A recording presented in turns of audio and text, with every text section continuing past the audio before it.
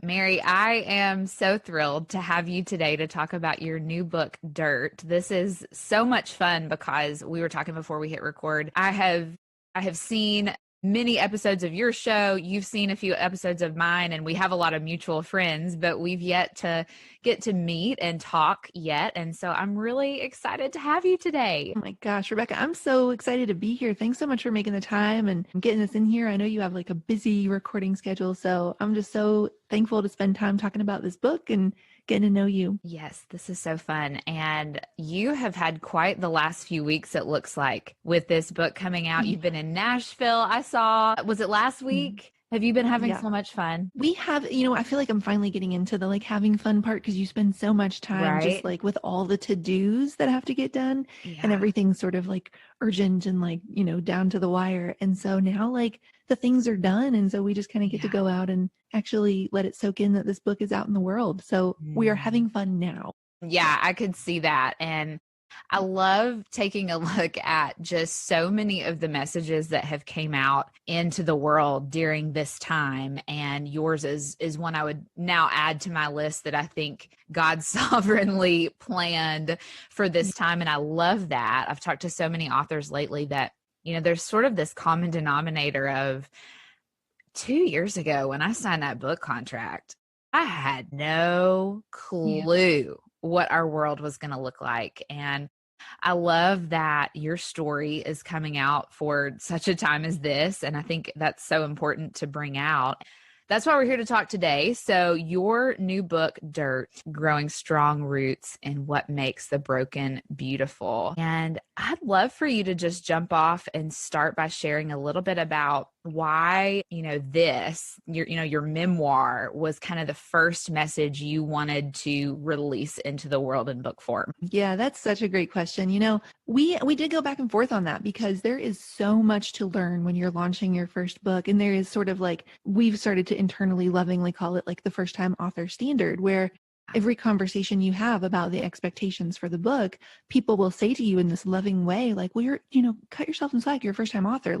Or this is what it's going to look like as a first time author. And like, these are sort of the expectations you can sort of hope for as a first time author. And I started joking with my team, I cannot wait until I'm Mary, second time author. Stop calling me this first time author. And so there was, there have been moments of like, should you cut your teeth and make your mistakes and learn your lessons and build a little bit of a readership with a quote unquote easier or less important or less like the story book, and then come back and do the story I've wanted to write my whole life and I've been meant and called to write my whole life once I have that experience under my belt. And what I kept coming back to, and I think it's something a lot of authors experience, is the if I got hit by a bus standard. If something happened this week and the only book I got the chance to write was this one, although there are a lot of things I hope I can still do with my life and I hope that it's not the case, I know that I could die without regrets knowing that this story was out in the world. Like this, I'm sure that I will get new assignments after this and new callings after this, but this moment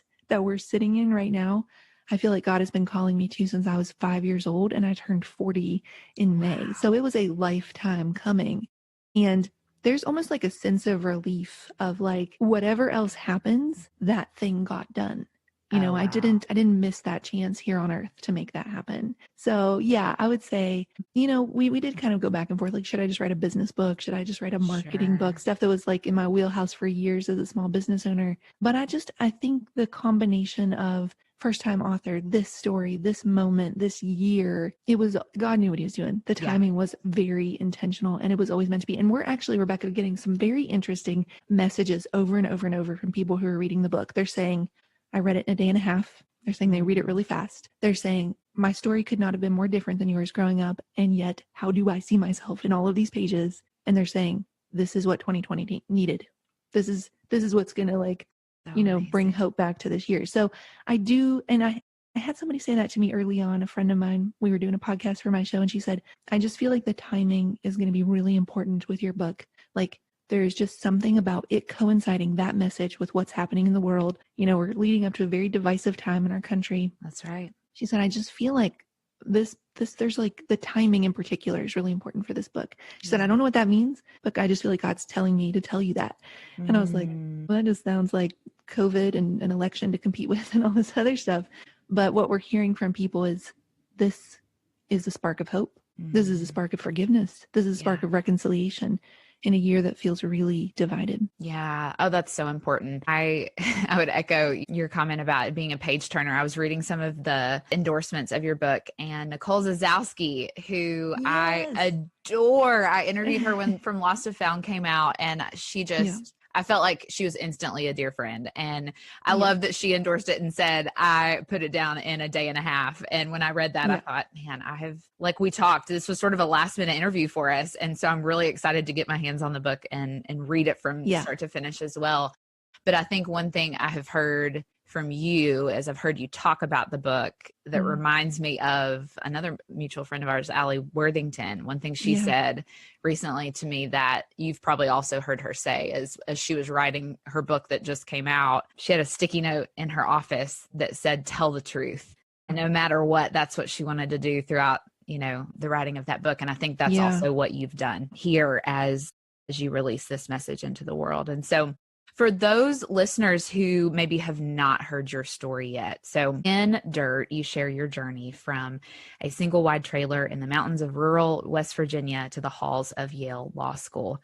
You say that Dirt is a story about the places where we start. And I'm just curious, why was it important that we begin there to be able to see how God makes the broken beautiful? Yeah, I'm thinking particularly of that book, which I love. I love this book, but we give it to every high school graduate, and it's, oh, the places you'll go. And so many times our world rewards and celebrates the places that we end up and the successes we achieve and the platforms that we stand upon. And the place where we start becomes this like one-liner just to set up the success. Yeah. But this concept of saying, Yale Law School, but let's go back and sit in the trailer for a while was really intriguing to me. Like, you know the ending. Let's go find out how that really happened. And I think, there's this part near the end of Dirt that says a lot of people hear a story like a single wide trailer to Yale Law School, and they become interested in the upward explosion, this upward mobility. Me, I got interested in the spark of change that came the generation before. And to understand that, we have to explore my mom and dad's life, how they grew up. And we even get into like their parents a little bit. Because in a lot of ways, Dirt is this tension of how do we break generational chains without severing ties, without losing that thread of my story to their story, to the parents who came before. And each generation is trying to take back some reclaimed ground of freedom. And we do that knowing that generations to come will be better for it. But we also need to remember the ground we got to take back because of the generation before. So it's the balance of embracing and honoring and giving dignity to your past, even if that was a muddy, not so picture perfect story, without trying to skip right over it to the, thank goodness you got out. Thank goodness that's not you anymore. Love that. Was that hard as you wrote the book? How did God work in you? Does that make sense? Yeah. Okay. Oh, yes, ma'am. Yes, it does. Giraffe. So this is, talking about it now, there's a little bit of like, I twitch a little bit at like the PTSD of it. But what I mean by that is I spent all of these months and wrote 50,000 words of a first draft, thought I was done, turned it into my editor. I was like, we saw some friends to celebrate. Yeah. Go to a movie. And I was like, guys, I feel like maybe we'll change some commas, but I think we're done. Yeah. Ha ha ha. Hilarious. So what happened was I turned it in like fully expected, not in an arrogant sort of way, but just in a like, we did it. We crossed the 50,000 word threshold. We're there. I fully expected my editor to write back and be like, totally this. I think we're like ready to move on to the next stage.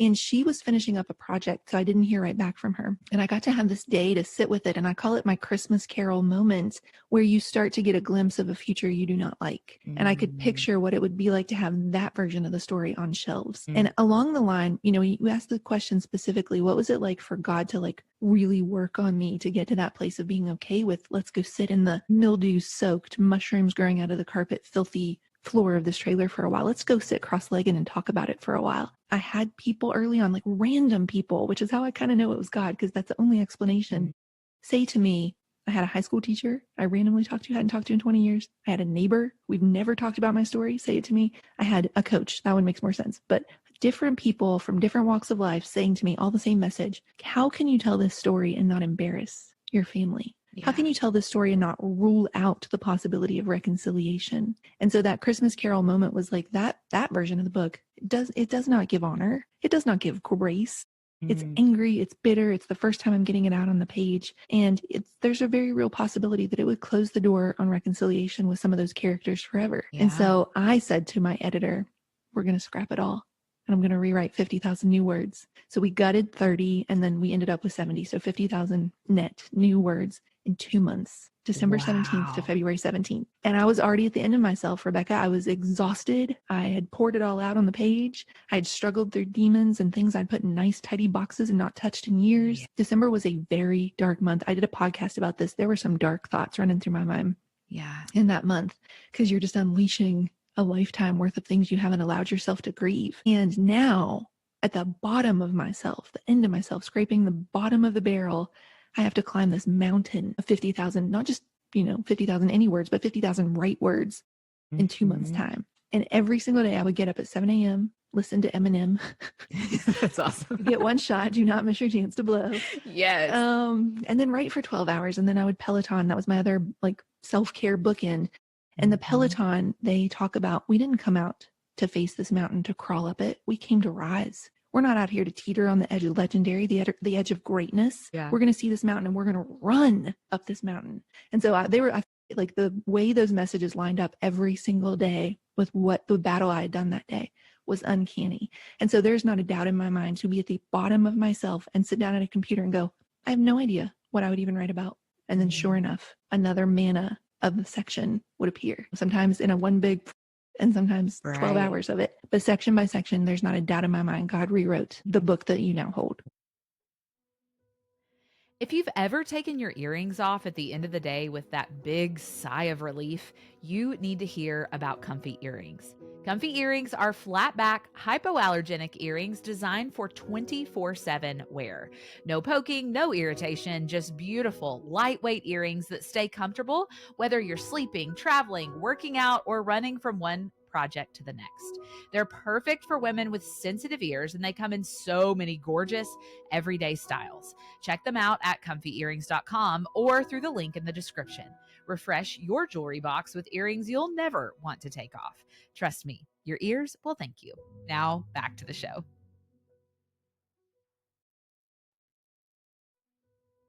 Looking for non-toxic, high-quality soap made by a company you can trust?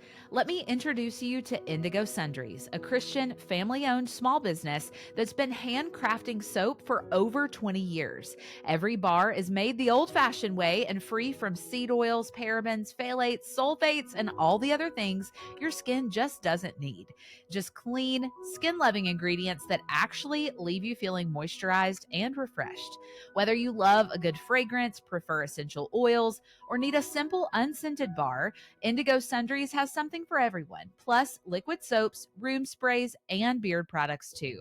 Get free shipping on orders over $50, and don't forget to use code Rebecca10 for 10% off at checkout. Treat your skin to the good stuff at indigosundries.com. Wow.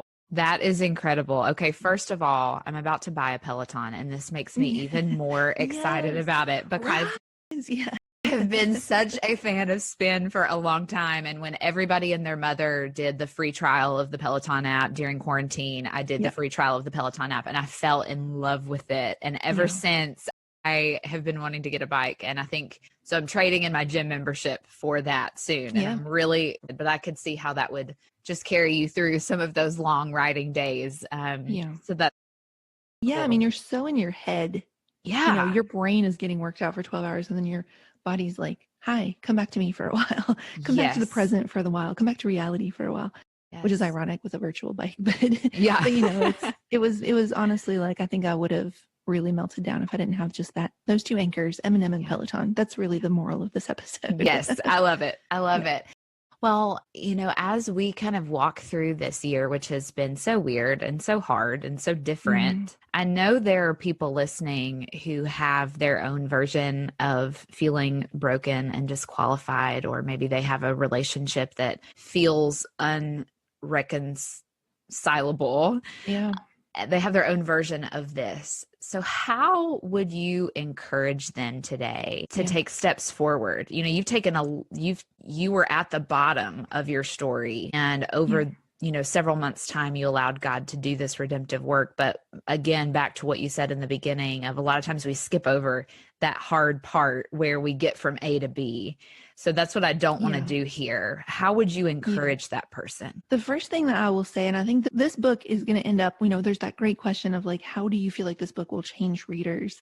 And one of them I knew going into it was the plan, the hope, and the other one caught me completely by surprise. And the one I knew was that it was going to become this anthem for giving up achieving for your worth, that there's no amount of more that can make you stop feeling like less. And these gold stars will never backfill this hole that you're walking around with in your heart. And then the one that caught me completely by surprise is, I think this book is absolutely also going to become an anthem for reconciliation and forgiveness. And one of the big things that happened between draft 1 and draft 2 is that I ended up doing a 3-hour phone call with my mom, who in part 1 of the book's divided into 2 parts, the girl in the trailer and the girl after the trailer. She ends up leaving when I'm 9. And so, I'm sitting here and I'm trying to tell my story, and because I am a human on planet Earth, my story involves other people's stories. And how do we do that with honor and fairness and truth? And so there's a great adage in writing that stories should go from, as you're writing your story and going through your drafts, they should go from true to truer to truest. And going back to what Allie was saying about just tell the truth, there's a great quote. I think it's Hemingway or Fitzgerald. I'm going to say Hemingway.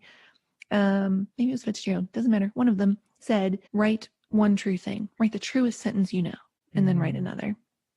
And so what I would say to people who are listening is that shame trades in the currency of telling you are the only one. Wow. If shame can get you to believe that you are the only one who's had that thing happen to you, who has that thing in their past, who failed when they tried to do that, who's missing this thing, whose marriage went through a hard season, whose finances went through a hard season. If shame can tell you you're the only one, then it can keep you isolated and it can keep you off to the side, where it gets to be the only voice in your ear. And so what I hope this book will convince people of is you have no idea right now how much energy you are spending clenching your fists, digging your nails into what used to be these wide open palms, shaking, just trying to hold it all together to keep those corners tucked in. The very first line in Dirt is very intentional. It says, his hands looked even dirtier than I'd remembered, laying against the crisp white sterile sheets of the hospital corners, or of the corners flung into the far-flung hospital corner, something like that. And so it's a double play where he's actually in the corner room of the hospital, but it's also talking about that method of making the sheets where it's just so tucked in, so tight. Yeah. We do that. We tuck in these corners. We have these pristine white surfaces, not a spot or a blemish to be seen. And we think if we can hold that together long enough, the world will not see the smudges that our story leaves across, these fingerprints across our lives. And so we do not realize the frenetic energy we are spending just clenching our fists, holding it all together, not even moving left or right or forward or backward, just to stay in one place. Yeah. And the second we let go of that, the second we open our hands, the second we stop saying, I have to hold it all together or I'm not even worthy to walk in this world, we are going to free up a store of energy that is going to propel us forward into our purpose. And there is a whole generation of women not stepping into their purpose because they're just trying to hold their hands together, trying to hold it all together, clenching those fists. And I want to live in a world where all of those women are out there running towards their purpose because they're freed up of trying to be this person they think they have to be just to belong. So that's what I would say to the person listening is you have no idea the energy that's being wasted just trying to hold it together. It reminds me of this meme that I see on Facebook from time to time that's like, stop, relax your shoulders, soften your brow, take your tongue from the roof of your mouth, stop clenching your jaw. And I'm like, oh, I was doing all of those things. Yes. And you don't even realize it. Yeah. Wow. That is really freeing to an Enneagram 3. I am also an Enneagram 3. I was about to ask you. Yeah. I thought maybe that was the case. I love how, and I see this so often in authors, I love the work God does when we write about our struggles and things we've overcome or things, because of maybe a pattern of thinking, God redeems. And man, I think he's done that here. And that's so encouraging I was just sitting back listening and taking that into my own heart. So thank you for that. I love that. Okay. So I Okay, I have one more really selfish question, which my listeners will be totally fine with. So I am actually working on my first book now I'm very early on. So I'm working with my agent on even still my proposal. But now that you're on the other side of releasing a book baby into the world, if you were to sit with a first-time author, now that, you get to wear that hat, how would you encourage him or her on the other side? Yeah. Actually just like straight direct answer to you in particular. I feel like I should put you in touch with my coach, Kim, who's in the book Dirt. She becomes a character in the book because she is a goals coach for creative Christian women. And I hired her specifically to help me stay on task and reach this goal of writing this book. And that started for us because we were running a thriving, busy business. So it started with like, how do we start to phase these things out and clear the calendar and actually make time for this? And then it started to move into more specifics of like, where are you on the proposal? Have you gotten this done? Goal for today. And she texts me morning and night, once in the morning, once in the night to make sure I'm on task for the goals. That's so awesome. It's really nice to have somebody kind of holding you accountable. If it's not a coach in particular, just have that friend who's not afraid to kind of get in your face a little bit about like, you said you wanted to do this. Are we going to do this? Because it's really easy to put off the thing you have been called to do your whole life because it just feels too big. It just feels too complex and too many moving parts and too overwhelming. I did that for years and I wouldn't change it because I really do believe that the year I turned 40, the year of 2020, the year the book is coming out, I think it was all meant to be. But I also know that like, maybe that was God having to make that beautiful because I put it off. It could have worked just as well at 30 years. So I think having somebody who holds you accountable is a big part of it. And then just from a practical standpoint, I would say really don't think of writing a book as just, so I put words on page and I wrote a book. Like you have to be prepared to be the marketer and have a whole plan for that. And like you do this whole thing and you cross the finish line and you hand off the manuscript and then it's like, amazing. Race number 2 is kicking off right now where you start running for the marketing. So I would say just preparing yourself for a very long marathon where you will wear a lot of different hats. Yeah. I was telling a friend the other day, I feel like a common theme of a lot of things that God tells me to do involve endurance. Yes. And the older I get, the more I see that theme running through my life. So I'm a runner. My whole life in sports, I've only ever excelled at like long distances of anything. So I was a swimmer when I was super young and everything I ever excelled at was super long. And then in running, I ran several marathons several years ago and I love like digging into a goal like that. It's just so fun to me. And that movie, I was just going to say, have you seen that movie Overcomer? Yeah. So like cross country running and like that scene where she's being coached by her, spoiler alert, dad. And he's just like, like we're going to pace ourselves here and then we're going to sprint up this hill when everybody else slows down. That's very metaphorical for the book. I would watch that movie and watch that scene and it's very metaphorical for the book. Like there are times when you got to hold pace and there are times you got to sprint and all of it is one big marathon. I love that you bring that movie up. I need to watch that again because that scene in particular, and I'm so sorry if we're spoiler alert if you haven't seen the movie, but it won't ruin it for you. It's a great movie. But my dad and so my dad is a big runner as well. And when I ran my marathons, if he wasn't there in person with me, he would always track on, the app that most races have where you can track the runner on the course. And in a very similar way, I would always have my phone on me and he would text me as he would watch my pace change or things like that. And coach very literally, just like that dad did in that movie, coach me as he coached her. And I just wept when I saw that movie for the first time. And it just reminded me so much of my relationship with my dad.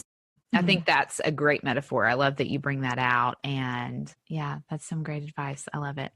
Okay. So there is one question that I ask every guest that comes on the show, and I'm excited to ask you. That is, if you had to say the best piece of advice that you've ever been given, what would you say?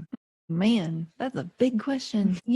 I feel like it seems weird to give advice from your own book, but I do truly believe that when you write a book, it's first and foremost for you, like it's the message you needed to hear. And then hopefully in writing that message, it becomes the message other people needed as well. Cause shame is wrong. We are not the only one and other people need to hear it too. And it's something along the lines of no matter how hard you run, you can't outrun you. And what I mean by that, keeping with our running theme, is that one of the huge arcs, and we talked about this earlier, me being an Enneagram 3, you being an Enneagram 3, or just anyone really who has felt like they had to go out and checklist a certain lineup of the good life, the right house or the right family or marriage or car or whatever it is. A lot of us who are achievers, especially if we grew up with hard things in our story, people can look at that and they can go, okay, so maybe the trailer wasn't ideal, but as a result, you became this incredibly successful, driven person who was able to turn that into achieving and ambition. And like, look at all the stuff that like